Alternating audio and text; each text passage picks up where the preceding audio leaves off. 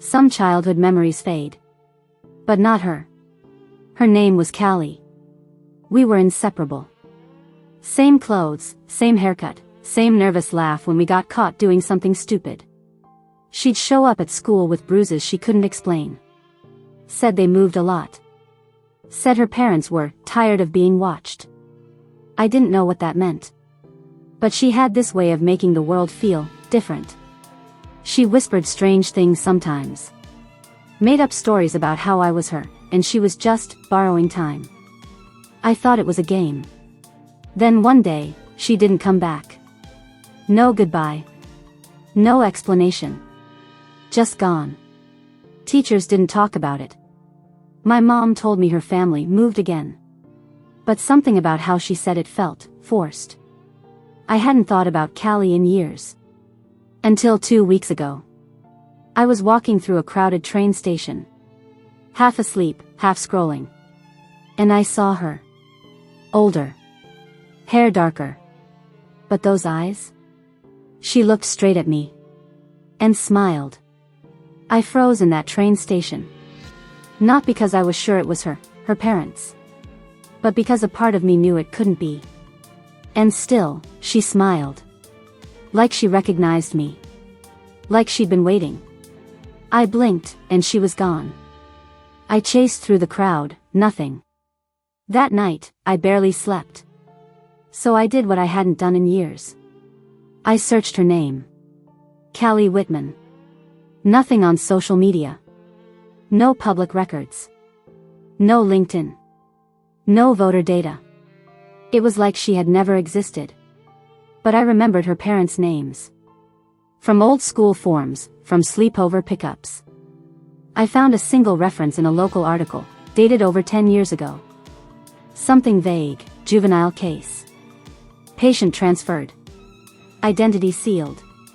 No photo. Just initials. CW. But then I saw the forum thread. Obscure. Local. Hidden behind 3 layers of logins. Does anyone remember the girl from Ridge Lane? The one who said she wasn't who they thought she was? One reply. She told my cousin she was someone else. Said her parents renamed her by mistake. Said she was supposed to be someone else's daughter. Another reply. She's in state care now. Or was. Her family arranged for long-term care after a difficult incident. My heart dropped. Callie didn't have a sister. Not when we were kids. But maybe she thought I was. I couldn't stop thinking about that post. She said she was someone else's daughter. After what she did to her sister. My hands were shaking. Because I had a horrible thought. What if that girl wasn't her sister? What if she meant me? I reached out to someone I never thought I would. A girl named Erin, who went to school with us, briefly. She'd moved away the same year Callie disappeared. We hadn't spoken in over a decade. But I found her online. And when I messaged her about Callie, she replied within minutes. I remember her. My mom said her parents put her in a place. After she broke into some girl's house and started dressing like her. I stared at the screen. Felt the floor shift. Wait, I typed. Was that girl me? Erin paused. I don't know.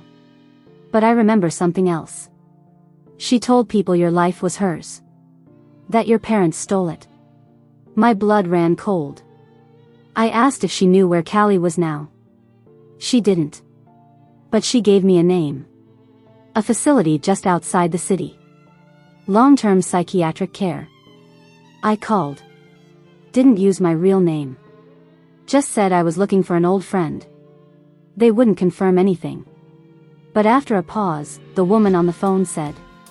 The patient in question was discharged 6 weeks ago. Unexpectedly. Against our recommendation. I asked where she went. Another pause. She didn't leave an address. But she said she was finally going home. I tried to move forward. Pretend the call was just a strange coincidence. Maybe she went somewhere else. Maybe home didn't mean me. But then things started changing. Small things, at first. I got a delivery I never ordered. A brand of tea I hadn't bought since high school. The exact kind Callie used to bring in her thermos. My Spotify started playing playlists I didn't make. Titles like Back Then, Borrowed Time, The Other Me. I thought it was a glitch. Then I found my bathroom cabinet open. A toothbrush inside, not mine. Same color I used to have as a kid. Same brand her family always bought. Still, I kept telling myself I was imagining things. Old trauma. Coincidence. Stress. But then I got the text. No name. No number. Just. You always looked better in green. It was what Callie used to say to me. When we swapped jackets in 5th grade. My phone slipped from my hand. Because I hadn't worn green in weeks. Except yesterday. For 2 hours. At home. Even though the curtains were drawn. The message haunted me. You always looked better in green. She was watching me. Somehow. Somewhere. So I did what any rational person would. I changed the locks. Put up a cheap security cam near my door. Started logging every time I came and went. 2 days passed. Nothing. Then Marie, my upstairs neighbor, stopped me on the stairs. Hey, she smiled, sorry if this is weird. But you looked great yesterday. That green coat? Very classic. My throat tightened. Yesterday? I asked. When? Around 2 p.m. I saw you leaving the building. Didn't say hi, you seemed rushed. I was home. In sweats. Writing. Not wearing green. I opened my phone. Scrolled through security footage. Nothing from 2 p.m. Just a black screen. Glitched. Like the camera had been shut off. Or overwritten. I went outside. Walked the perimeter. Looked for blind spots. That's when I found the receipt. Stuck under the welcome mat. For coffee. Yesterday. 2:11 p.m. Paid in cash. Name written on the side of the cup, Lauren. My name. I don't use that coffee shop. But I used to. Back in college. Before I moved. Before she disappeared. I told myself I had enough. Enough evidence. Enough questions. Enough fear. So I did it. I went to the station. Not 911, just walked in. Sat in a gray plastic chair while a tired officer asked me what the problem was. Someone is impersonating me, I said. She knows my name, my routines, my past. He raised an eyebrow. You have any idea who it is? Yes. Her name is Callie Whitman. She was a childhood friend. She was institutionalized for years. I just found out she was released. I handed him the receipt. Showed the video gaps. Described the coat, the coffee shop, the text message. He jotted a few notes. Then leaned back. So let me get this straight. Someone who looks like you, used to know you, may have bought coffee at a place you used to go. And waved at a neighbor? His tone was polite. But dismissive. I'm not saying it's nothing, he added. But it's not illegal to look like someone. Or shop somewhere they used to. I stared at him. What about the toothbrush? The text? The camera glitch? He nodded thoughtfully. Maybe it's someone playing a trick, or just a misunderstanding. Could be, you imagining a pattern that's not really there. You said yourself, she was in a facility. Is it possible you're just shaken up by seeing her again? I left feeling smaller than when I walked in. But I knew what I saw. And I knew what was coming. Because that night, when I got home, there was a note under my door. Folded once. In handwriting that looked exactly like mine. It said, "You reported me. I would have done the same." I found the address buried in a PDF. An old facility report I wasn't supposed to have. It listed her parents as emergency contacts. One line, released to guardians at new residence. The house was in a quiet neighborhood. One I'd never seen before. Growing up, Callie never invited anyone over. She always said her parents didn't like guests.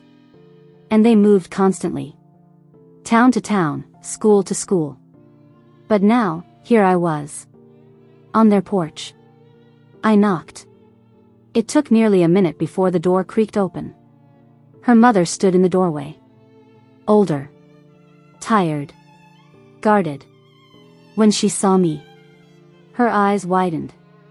"You found us," she whispered. After all this time. She didn't ask who I was. She didn't need to. She stepped aside, and I walked in. The house was plain. Sparse. Like they had just moved in, or never settled in at all. Her father sat in a chair near the window. When he saw me, he didn't move. Didn't blink. "Is this about Callie?" he asked. I nodded. "I think she's back. I think she believes she's me." They looked at each other. Tired. Resigned. Her mother spoke first. She always wanted to be someone else. "You were just the one she couldn't let go of. She copied everything. The way you stood. The way you laughed.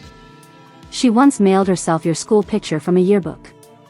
When we brought her home from the facility last year, she said. She was ready to come back to your life." I felt the chill in my chest return. "Why didn't you stop her?" I asked. Her father finally spoke. "We tried. But by then, she didn't recognize us anymore. She stopped recognizing us, and said you were the only family she had left." I left their house feeling like pieces of my life had been rewritten. Everything I thought belonged to me felt suddenly borrowed. The next day, I did the only thing left. I went to the coffee shop, the one from the receipt. The one I hadn't visited in years. I sat by the window. And I waited. At exactly 2:13 p.m., the door opened. And she walked in. She looked like me. Not exactly. But enough to make my chest tighten. Same posture. Same hair, just slightly darker. Different makeup. Different energy. But every movement, familiar. She saw me immediately. Smiled. Calmly. Not surprised. Like she'd been expecting me. She walked straight to my table. Sat down without asking. "You look tired," she said. "It must be exhausting, holding on to something that never really fit." I stared at her. Couldn't speak. "Why are you doing this?" I finally asked. "What do you want from me?" She leaned in. Her eyes were bright. Focused. "I'm not taking your life," she said. "I'm restoring it. You were never meant to face this all by yourself. You had the name. The house. But I had the truth." I clenched my fists under the table. "You're not me," I said. She smiled, just slightly. "Then why do you sound so scared?" I couldn't sleep after that meeting. Her words replayed in my head all night. That smile. That voice. So close to mine. But twisted. Warped. By morning, I felt like I was unraveling. So I booked an appointment. Not with the police this time. With a psychiatrist. I needed someone trained to tell me whether I was slipping, or whether the world really was. He asked all the usual questions. How long have you been feeling watched? Any history of anxiety? Hallucinations? Dissociation? I told him everything. From the childhood memories. To the hospital discharge. To the coffee shop. He took notes. Nodded. Asked more. Then he closed his notebook. I don't think you're imagining things, he said carefully. But I think you may be interpreting them in the only way your mind allows. When a person is deeply attached to another, especially during childhood, they sometimes internalize parts of that person's identity. And if that identity comes back in a disoriented, unstable way, it can feel like an invasion. Even if it's not. I stared at him. So you think I'm overreacting? No, he said. I think someone is struggling. But I don't believe it's you.